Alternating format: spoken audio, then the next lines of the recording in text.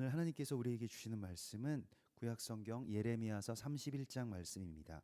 31장 1절에서 우리 끝절 마지막 절 40절까지 말씀입니다. 우리 약속의 말씀을 우리 안소연 성도님께서 봉독해 주시고 여러분들도 같이 한 목소리로 함께 봉독하시겠습니다. 모든 종족의 하나님이 되고 내 백성이 되리라. 여호와께서 이같이 말씀하시니라. 칼에서 벗어난 백성이 광야에서 은혜를 입었나니 곧 내가 이스라엘로 안식을 얻게 하려 갈 때라. 옛적에 여호와께서 나에게 나타나사 내가 영원한 사랑으로 너를 사랑하기에 인자함으로 너를 이끌었다 하였노라. 전혀 이스라엘아, 내가 다시 너를 세우리니 네가 세움을 입을 것이요 네가 다시 소고를 듣고 즐거워하는 자들과 함께 춤추며 나오리라. 네가 다시 사마리아 산들에 포도나무들을 심되 심는 자가 그 열매를 따기 시작하리라. 에브라임 산 위에서 파수꾼이 외치는 날이 있을 것이라. 이르기를 너희는 일어나라. 우리가 시온에 올라가서 우리 하나님 여호와께로 나아가자 하리라. 여호와께서 이와 같이 말씀하시니라. 너희는 여러 민족의 앞에 서서 야곱을 위하여 기뻐 외치라. 너희는 전파하며 찬양하며 말하라. 여호와여, 주의 백성 이스라엘의 남은 자를 구원하소서 하라. 보라, 나는 그들을 북쪽 땅에서 인도하며 땅 끝에서부터 모으리라. 그들 중에는 맹인과 다리 저는 사람과 잉태한 여인과 해산하는 여인이 함께 있으며 큰 무리를 이루어 이곳으로 돌아오리라. 그들이 울며 돌아오리니 나의 인도함을 받고 간구할 때에 내가 그들을 넘어지지 아니하고 물 있는 계곡의 고든 길로 가게 하리라. 나는 이스라엘의 아버지요 에브라임은 나의 장자니라. 이방들이여, 너희는 여호와의 말씀을 듣고 먼 섬에 전파하여 이르기를 이스라엘을 흩으신 자가 그를 모으시고 목자가 그 양떼에게 행할 길이 그를 지키시리라. 여호와께서 야곱을 구원하시되 그들보다 강한 자의 손에서 속량하셨으니 그들이 와서 시온의 높은 곳에서 찬송하며 여호와의 복 곧 곡식과 새 포도주와 기름과 어린 양의 때와 소의 때를 얻고 크게 기뻐하리라. 그 심령은 물된 동산 같겠고 다시는 근심이 없으리로다 할지로다. 그때 처녀는 춤추며 즐거워하겠고 청년과 노인은 함께 즐거워하리니 내가 그들의 슬픔을 돌려서 즐겁게 하며 그들을 위로하여 그들의 근심으로부터 기쁨을 얻게 할 것임이라. 내가 기름으로 제사장들의 마음을 흡족하게 하며 내 복으로 내 백성을 만족하게 하리라. 여호와의 말씀이니라. 여호와께서 이와 같이 말씀하시니라. 라마에서 슬퍼하며 통곡하는 소리가 들리니 라헬이 그 자식 때문에 애곡하는 것이라. 그가 자식이 없어져서 위로받기를 거절하는도다. 여호와께서 이와 같이 말씀하시니라. 내 울음소리와 내 눈물을 멈추어라. 내일에 삭슬 받을 것인즉 그들이 그의 대적의 땅에서 돌아오리라. 여호와의 말씀이니라. 너의 장래에 소망이 있을 것이라. 너의 자녀가 자기들의 지경으로 돌아오리라. 여호와의 말씀이니라. 에브라임이 스스로 탄식함을 내가 분명히 들었노니 주께서 나를 징벌하심에 명예에 익숙하지 못한 송아지 같은 내가 징벌을 받았나이다. 주는 나의 하나님 여호와이시니 나를 이끌어 돌이키소서. 그리하시면 내가 돌아오겠나이다. 내가 돌이킨 후에 뉘우쳤고 내가 교훈을 받은 후에 내 볼기를 쳤사오니 이는 어렸을 때 치욕을 짐으로 부끄럽고 욕됨이니이다 하도다. 에브라임은 나의 사랑하는 아들 기뻐하는 자식이 아니냐. 내가 그를 책망하여 말할 때마다 깊이 생각하노라. 그러므로 그를 위하여 내 창자가 들끓으니 내가 반드시 그를 불쌍히 여기리라. 여호와의 말씀이니라. 전혀 이스라엘아, 너의 이정표를 세우며 너의 편말을 만들고 큰 길 곧 네가 전에 가던 길을 마음에 두라. 돌아오라. 내 성읍들로 돌아오라. 반역한 딸아, 네가 어느 때까지 방황하겠느냐. 여호와가 새 일을 세상에 창조하였나니 곧 여자가 남자를 둘러싸리라. 만군의 여호와 이스라엘의 하나님께서 이와 같이 말씀하시니라. 내가 그 사로잡힌 자를 돌아오게 할 때에 그들이 유다 땅과 그 성읍들에서 다시 이 말을 쓰리니 곧 의로운 처소요 거룩한 산이요 여호와께서 내게 복 주시기를 원하노라 할 것이며 유다와 그 모든 성읍의 농부와 양떼를 인도하는 자가 거기에 함께 살리니 이는 내가 그 피곤한 심령을 상쾌하게 하며 모든 연약한 심령을 만족하게 하였음이라 하시기로 내가 깨어보니 내 잠이 달았더라. 여호와의 말씀이니라. 보라, 내가 사람의 씨와 짐승의 씨를 이스라엘 집과 유다 집에 뿌릴 날이 이르리니 깨어서 그들을 뿌리 뽑으며 무너뜨리며 전복하며 멸망시키며 괴롭게 하던 것과 같이 내가 깨어서 그들을 세우며 심으리라. 여호와의 말씀이니라. 그때 그들이 말하기를 다시는 아버지가 신포도를 먹었으므로 아들들의 이가 시다 하지 아니하겠고 신포도를 먹는 자마다 그의 이가 신 것 같이 누구나 자기의 죄악으로 말미암아 죽으리라. 여호와의 말씀이니라. 보라, 날이 이르리니 내가 이스라엘 집과 유다 집에 새 언약을 맺으리라. 이 언약은 내가 그들의 조상들의 손을 잡고 애굽 땅에서 인도하여 내던 날에 맺은 것과 같지 아니할 것은 내가 그들의 남편이 되었어도 그들이 내 언약을 깨뜨렸음이라. 여호와의 말씀이니라. 그러나 그날 후에 내가 이스라엘 집과 맺을 언약은 이러하니 곧 내가 나의 법을 그들의 속에 두며 그들의 마음에 기록하여 나는 그들의 하나님이 되고 그들은 내 백성이 될 것이라. 여호와의 말씀이니라. 그들이 다시는 각기 이웃과 형제를 가르쳐 이르기를 너는 여호와를 알라 하지 아니하리니 이는 작은 자로부터 큰 자까지 다 나를 알기 때문이라. 내가 그들의 악행을 사하고 다시는 그 죄를 기억하지 아니하리라. 여호와의 말씀이니라. 여호와께서 이와 같이 말씀하셨느니라. 그는 해를 낮의 빛으로 주셨고 달과 별들을 밤의 빛으로 정하였고 바다를 뒤흔들어 그 파도로 소리치게 하나니 그의 이름은 만군의 여호와니라. 이 법도가 내 앞에서 패할진대 이스라엘 자손도 내 앞에서 끊어져 영원히 나라가 되지 못하리라. 여호와의 말씀이니라. 여호와께서 이와 같이 말씀하시니라. 위에 있는 하늘을 측량할 수 있으며 밑에 있는 땅의 기초를 탐지할 수 있다면 내가 이스라엘 자손이 행한 모든 일로 말미암아 그들을 다 버리리라. 여호와의 말씀이니라. 보라, 날이 이르리니 이 성은 하나넬 망대로부터 모퉁이 문에 이르기까지 여호와를 위하여 건축될 것이라. 여호와의 말씀이니라. 측량줄이 곧게 가렙 언덕 밑에 이르고 고아를 돌아 시체와 제 모든 골짜기와 기드론 시내에 이르는 모든 고지 곧 동쪽 마문의 모퉁이에 이르기까지 여호와의 거룩한 곳이니라. 영원히 다시는 뽑거나 전복하지 못할 것이니라. 아멘. 오늘 우리가 읽었던 이 예레미야 31장의 말씀은 바로 이러한 이스라엘에게 저 망대에 올라가서 저희가 그래서 그 첫 번째의 숙소가 라맛 라헬이라고 하는 라헬의 언덕이었고요. 그 두 번째는 이제 그 한국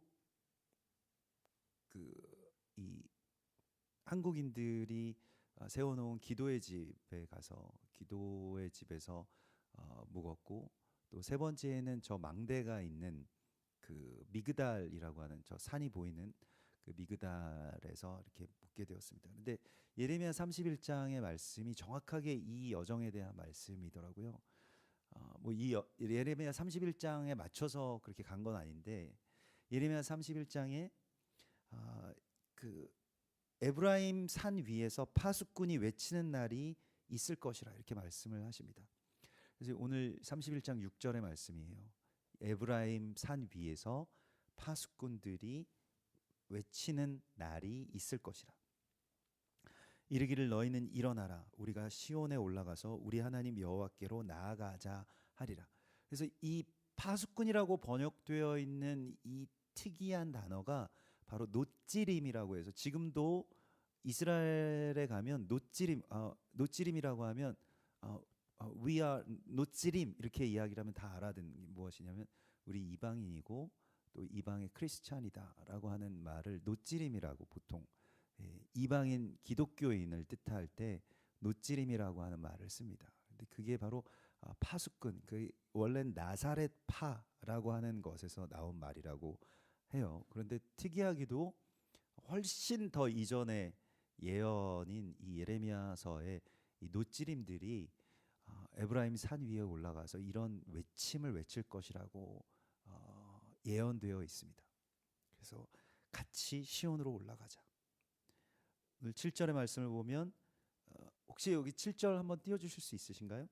여호와께서 이와 같이 말씀하시니라 너희는 여러 민족의 앞에 서서 야곱을 위하여 기뻐 외치라. 너희는 전파하며 찬양하며 말하라. 여호와여 주의 백성 이스라엘의 남은 자를 구원하소서 하라. 이게 우리의 사명이라는 거예요. 이거는 이방인들, 노찌림들에게 주신 말씀입니다. 이방의 기독교인들인 이 노찌림들이 이런 외침을 할 때가 올 것이라는 것입니다. 너희의 이제 노역의 때가 끝났고 이제 이방 10절에서도 보면요. 이방들이여 우리에게 주신 말씀입니다. 너희는 여호와의 말씀을 듣고 먼 섬에 전파하여 이르기를 이스라엘을 흩으신 자가 그를 모으시고 목자가 그 양떼에게 행함은 같이 그를 지키시리로다. 이렇게 선포하라는 거예요. 우리에게 그러한 사명이 있다는 것입니다. 그래서 이스라엘 흩어진 이스라엘이 돌아오고 그리고 다시 예루살렘으로 우리가 같이 올라가자. 그래서 그때의 처녀는 춤추며 즐거워하겠고 청년과 노인은 함께 즐거워하리라 라고 하신 말씀. 그래서 이 말씀이 이제 연결되는 말씀이 오늘 그 15절에 라헬이 그 자식 때문에 애곡하는 것이라.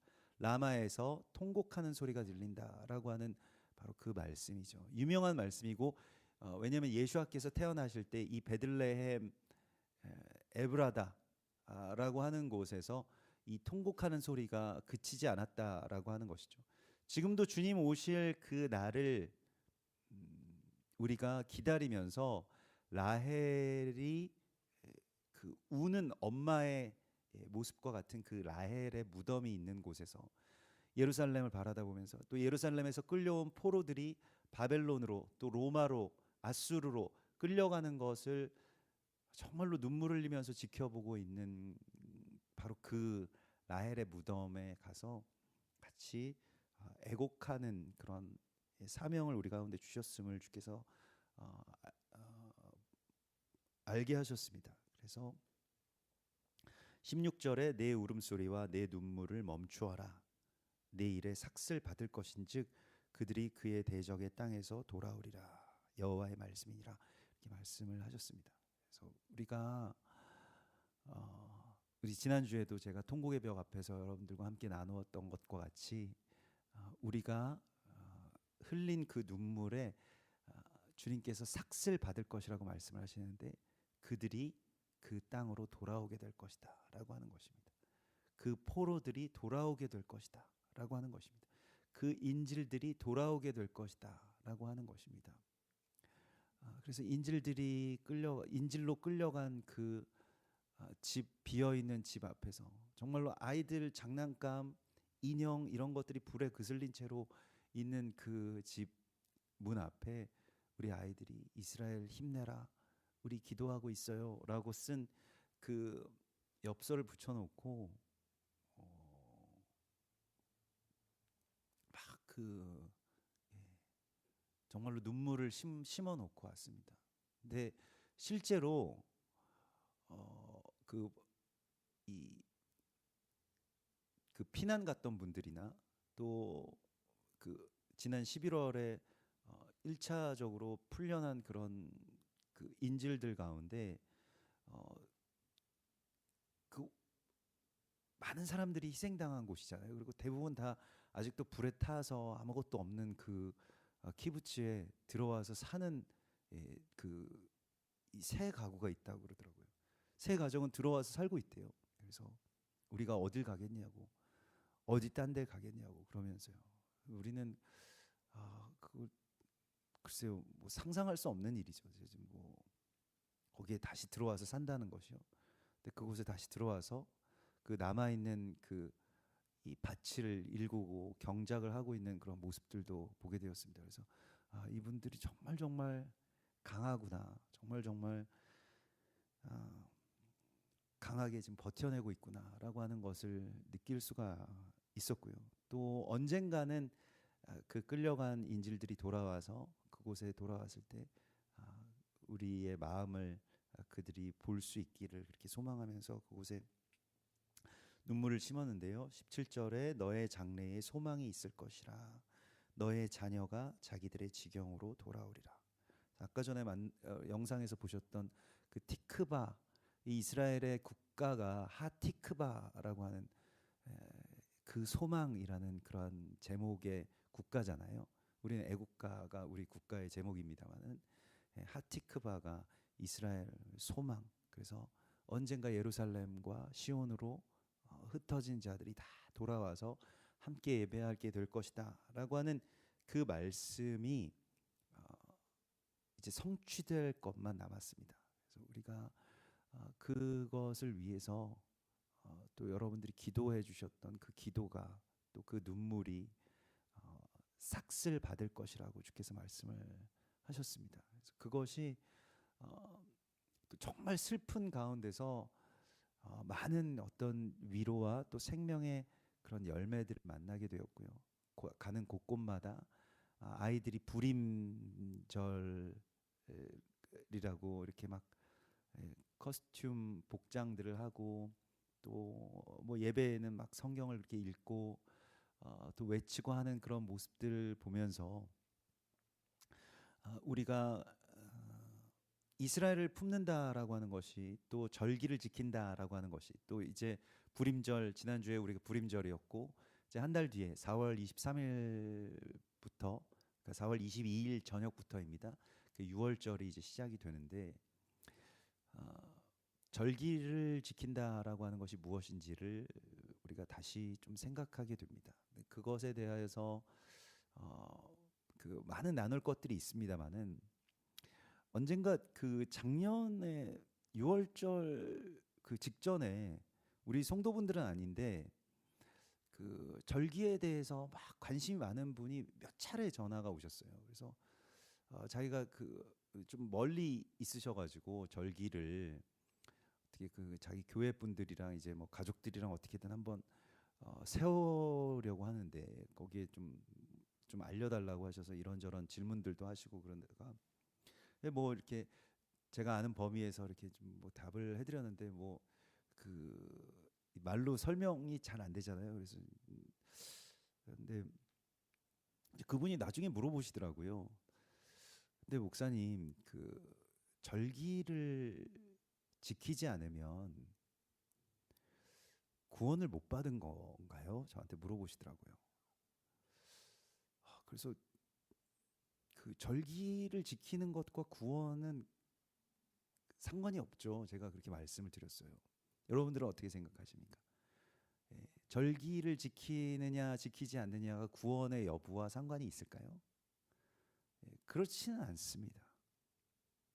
구원은 오직 예수 그리스도의 십자가의 보혈로 말미암는 것이죠. 근데 그것이 구원입니다. 우리가 예수와를 믿고 예수 십자가로 구원을 받는다라고 하는 그 교리를 그러한 믿음을 절기가 대체할 수는 없는 것이죠. 그럼 우리는 왜 절기를 지켜야 될까요? 그래서 제가 그렇지 않습니다 이렇게 답을 드리니까 왜 그러면 우리는 절기를 지켜야 되나요? 그렇게 질문을 하시더라고요. 다시 이제 처음으로 돌아가는 거죠. 그래서 그때 깨달았습니다. 아, 이거 구원관이 잘못됐구나. 그러니까 구원을 받기만 하면 우리 이 기독교 저변에 깔려 있는 이 구원론은 무엇입니까? 구원을 우리가 받기만 하면 다른 것들에 대해서는 별로 할 필요가 없다는 거예요. 예수를 그냥 우리가 한번 믿어주기만 하면 구원을 받는데 그 이상이 뭐가 필요합니까? 이스라엘을 뭐 품고 절기를 뭐 지키고 뭐 그런 것이 우리에게 뭐가 필요할까요?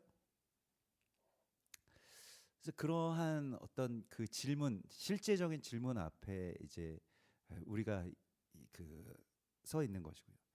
뭐 여러 가지 아주 복잡한 긴 이야기들을 그냥 뒤로 하고 우리가 구원을 받았다라고 하는 것은 예수 그리스도와 예수아와 우리가 교회가 결혼했다는 것을 말합니다. 자, 결혼을 했습니다. 결혼하면 끝입니까? 네. 결혼했으니까 그냥 끝이에요? 결혼이 모든 사랑의 어떤 종착지입니까? 모든 삶의 종착지일까요? 구원도 똑같습니다. 우리가 구원을 받고 예수와를 믿었죠. 그러면 그냥 끝난 겁니까? 그 결혼은 시작이에요. 우리 새신랑도 있습니다만은 결혼 시작이잖아요. 그때부터 다시 새로운 삶이 시작되고 새로운 이제 신랑으로서 신부로서의 삶이 시작되는 것 아니겠습니까? 우리가 그리스도 예수와의 신부가 된다라고 하는 것이 구원이라고 한다면 그 구원받은 삶이라고 하는 것은 그때부터 이제 시작되는 것입니다. 그래서 오늘 이 말씀에도 여자가 남자를, 오늘 22절의 말씀인데요. 이게 예전 성경에는 어떻게 나와 있냐면 그 22절 한번 띄워 주실까요? 반역한 딸아 내가 어느 때까지 방황하겠느냐 여호와가 새 일을 세상에 창조하였나니 곧 여자가 남자를, 여기서 둘러싸리라고 이제 개역 개정에서는 번역이 되었습니다만 예전 개역 한글에서는 여자가 남자를 안으리라 이렇게 되어 있습니다. 다시 안게 될 것이다. 여자가 그 신랑을 다시 안게 되는 날이 올 것이다. 방황하는 것은 무엇입니까? 자기 필요에 따라서 나는 이제 구원받았으니까 나는 이제 예수와를 믿으니까 그냥 끝이야 라고 생각하고 그냥 자기 신앙, 자기 숭배라고 하는 그 우상 숭배는 결국 자기 숭배거든요. 자기 좋은 거 찾아서 가는 거예요. 그런 것들을 따라서 살던 삶에서 이제 빠져나오는 것입니다. 다시 돌이키는 것입니다. 무엇입니까? 주님을 우리가 꽉 끌어안는 거예요. 여자가 남자를 꽉 끌어안으리라. 이게 둘러싼다라고 다시 번역을 다시 해놓았습니다만 이스라엘이 다시 돌아오게 될 것이다 라고 하는 그런 말씀입니다만은 교회가 다시 그리스도 예수와의 마음과 연결될 것이다 이렇게 되어 있습니다. 여러분 이 큰 그 주님의 부르심 가운데 우리가 응답하면서 살기 시작할 때에만 구원의 자유와 기쁨이 있습니다.